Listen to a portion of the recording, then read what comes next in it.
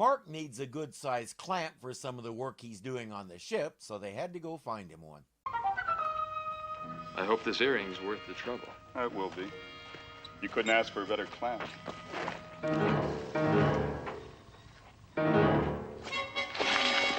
Once upon a time, the clip-on or screw clamp type were all the rage. Women said the great thing about them was you didn't have to poke holes in yourself. They watch a guy stop to tie his shoe and slip a letter into a crease in that stump. Looks like a dead drop.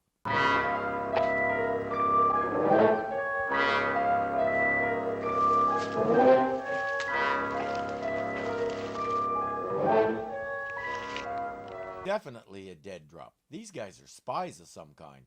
Halt! Don't move!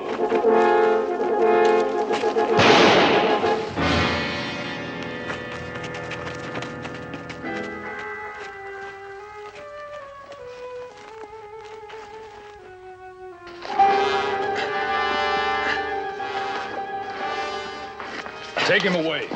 You just shot him in the kidney. He's bleeding out. As if they care. Time to go find the other guy. Are they crooks? It looks like it, with the police after them like that. What do you make of it, Steve? The best thing he can make of it is nothing. Not our business. Let's get back to the ship. Unfortunately, the woods are now alive with the sound of police, and to make matters worse, Purple Suit spotted them.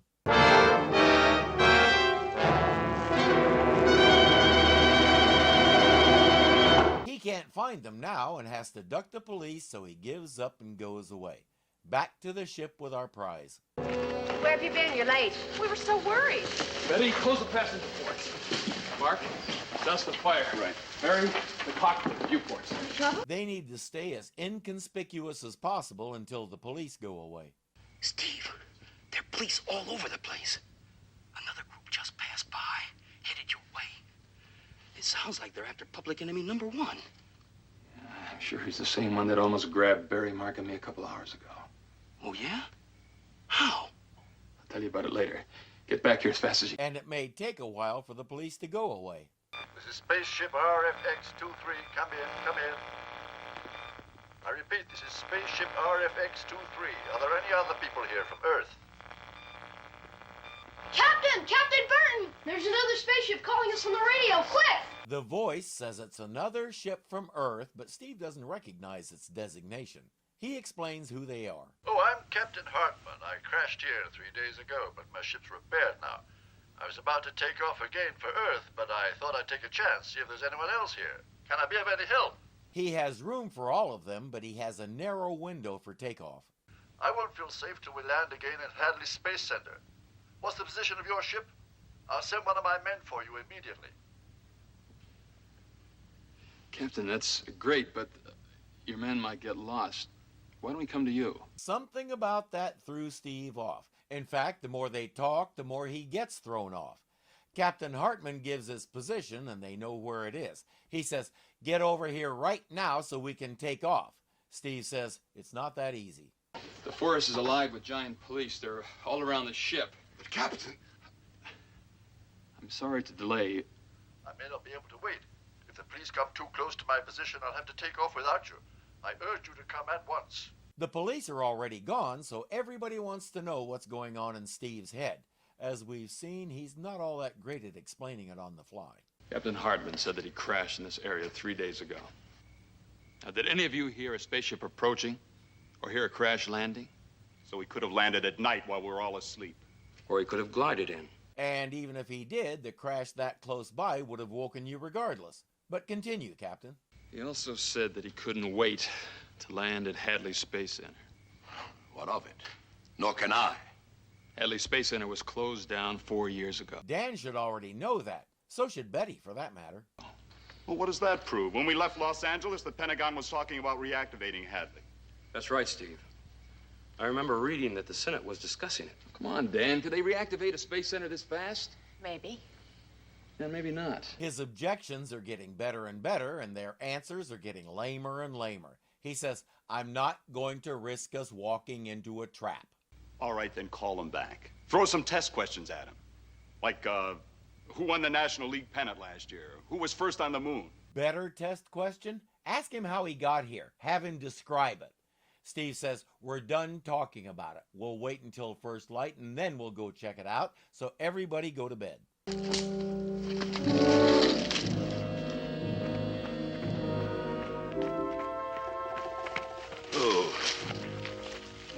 As I live and breathe, Mr. Fitzhugh. You two seem to be lost. Your beds are the other way. Listen, Fitzhugh.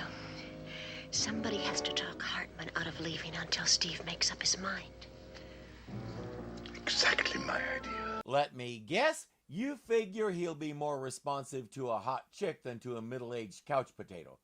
Betty has discovered they're gone, so Steve and Dan go to search for them, as if they don't know exactly where to look. Well, did you find Hartman's ship?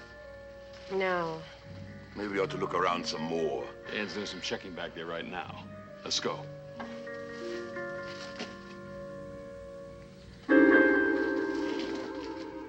Don't you understand English? He tried to tell you. This guy takes them to a cave with a hidden entrance. Dan has been following. Dan the Spindrift. Dan the Spindrift. Come in, Spindrift. Spindrift here, go ahead. Mark, a giant captured Steve and the others. Where? Right at that burned-out tree where Hartman's ship was supposed to be. That concludes today's lesson in listening to the captain. We're only a few episodes in, so I'm holding out hope that this crew doesn't have the learning issues that the Robinsons did. I'll do what I can to rescue them, but in the meantime, stay put and maintain radio silence. Right. The giant takes them in and drops them into a big wooden box. I apologize for having done this to you. Please forgive me, but it was necessary. Your apology means diddly until you turn them loose, dude. Until you do that, you're not really sorry, you're just mouthing the words. And you're mouthing them with a strange accent. It was necessary. Now, who are you, and who's this Captain Hartman that you pretended to be? I see you're angry. Gee, I wonder why they're angry. Just because you lied to them and gave them a false hope of getting home? So far, this guy strikes me as a walking dung heap. Well, it wasn't completely a lie. There was a Captain Hartman and there was a spaceship.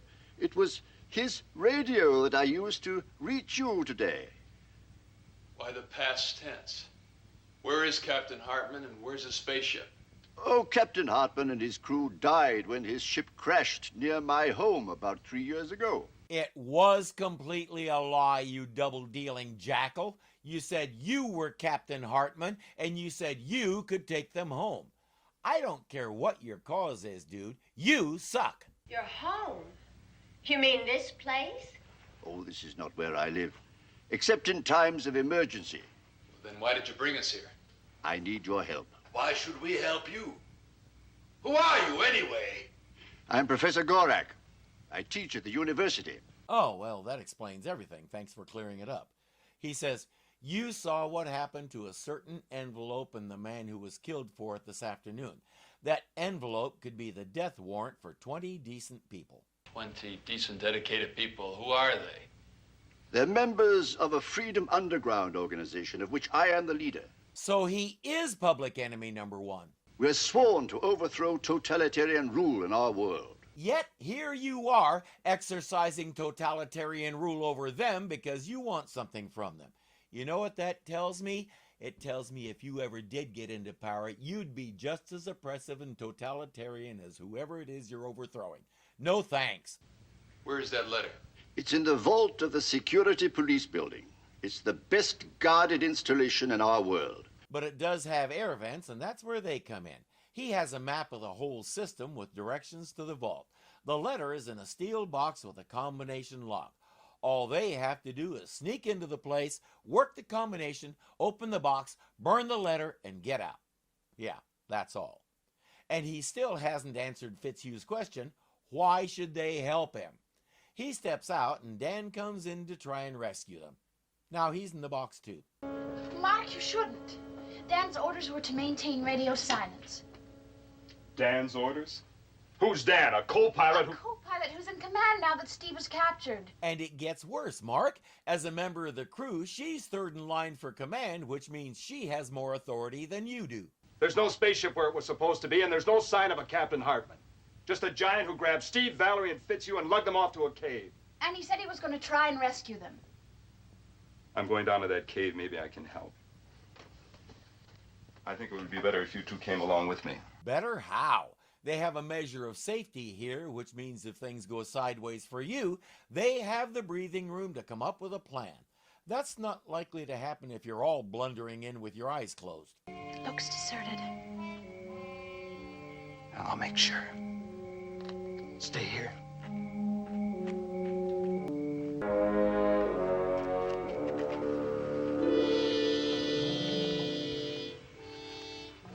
Let's dance. I told you two to stay outside. Oh, and since when did following orders mean anything to you? Mark's a little tongue-tied, so let me help him out. Well, oh yeah? Let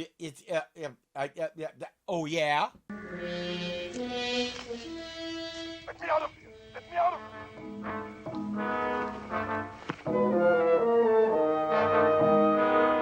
I know with the purple suit he was wearing and the goatee and all that, it feels a bit like we're looking at Cousin Jeremiah Smith, and we did see him on Lost in Space, but he was Sesma, the guy who was building the perfect humanoid and needed the Robinsons' emotions to finish the job.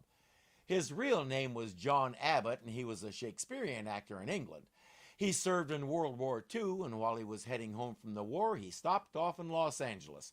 Someone from a movie spotted him and offered him a role, and he didn't make his connecting flight back to England for the next 55 years. He died in Los Angeles in 1996 at the age of 90. Last anybody heard, the airline was still looking for his luggage. Yeah, it's low-hanging fruit. So what?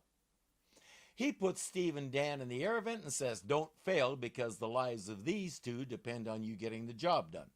Now we know he's also willing to kill innocent people so he can force them to do his bidding. As I said, totalitarian dictator on deck.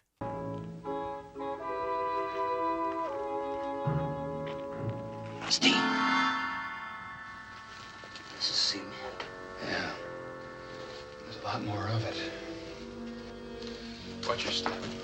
Another channel takes them to the vault room foyer where they can see how elaborate the security setup is when they watch some mail being delivered. They go back and report that the two of them can't dig that out in time. He gives them Fitzhugh and holds Valerie hostage. This guy is not a freedom fighter. He is a common thug in a suit. But Steve isn't going for it. I've got an idea. A quicker way to get that letter. What is it?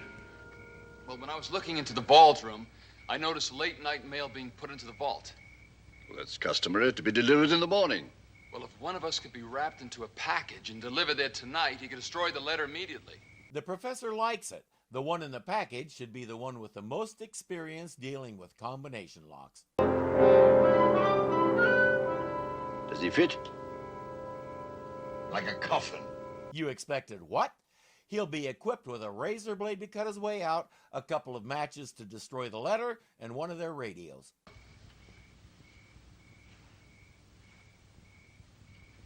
Eat your heart out, CGI.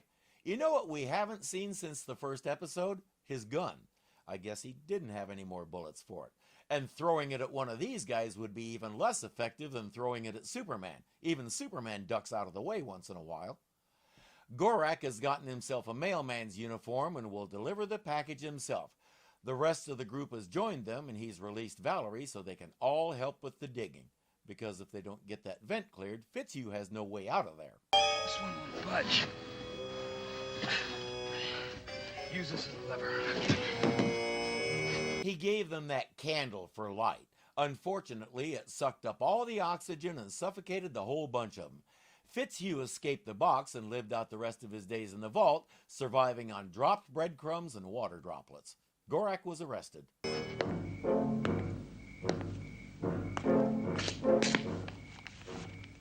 A package for the security chief. All right. Mark reports that the package has been accepted. Now it's Barry's turn. I want you to watch. Come back and tell me when Fitzhugh makes it safely into the vault. Okay? Yes, sir. Good. But what Barry reports could jeopardize the whole plan. Fitzhugh isn't answering the radio. They don't know if he's unconscious or dead. Steve and Dan have to get inside quick and see about him, and Steve has a way to do it. He calls the professor. Professor Gorak. Professor Gorak, come in. We're sorry, Professor Gorak can't come to the radio right now. Please leave a message after the oh crap. Can you hear me? Keep them up. Turn around. Professor, answer me.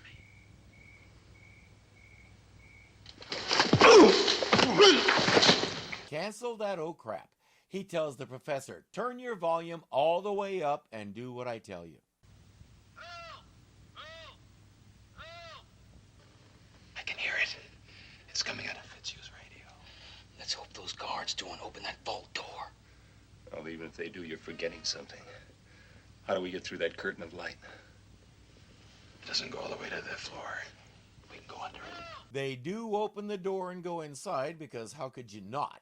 Dan and Steve sneak in with them. Mark will go back and keep digging because it's a safe bet a trick like that won't get them out.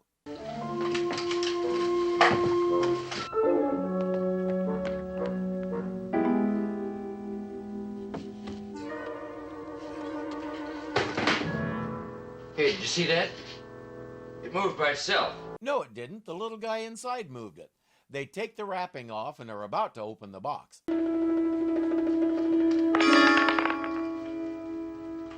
Did you hear something? Fitzhugh is all right, a little bump on the head. Steve explains the situation and says, I'm going to try and distract them so you can push your way out of the box.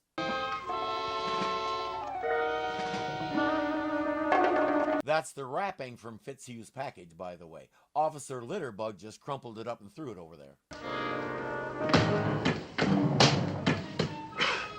Now, Fitzhugh, now. How did it catch fire? I don't know.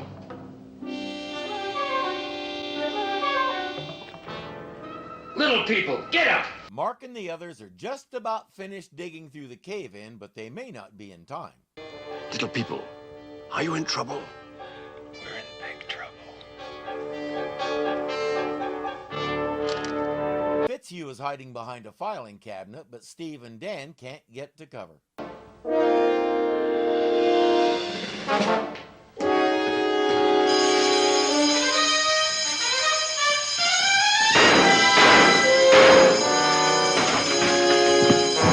In good television fashion, Gorak will hang on just long enough to watch them burn the letter, crumple the ashes in his hands, and thank them.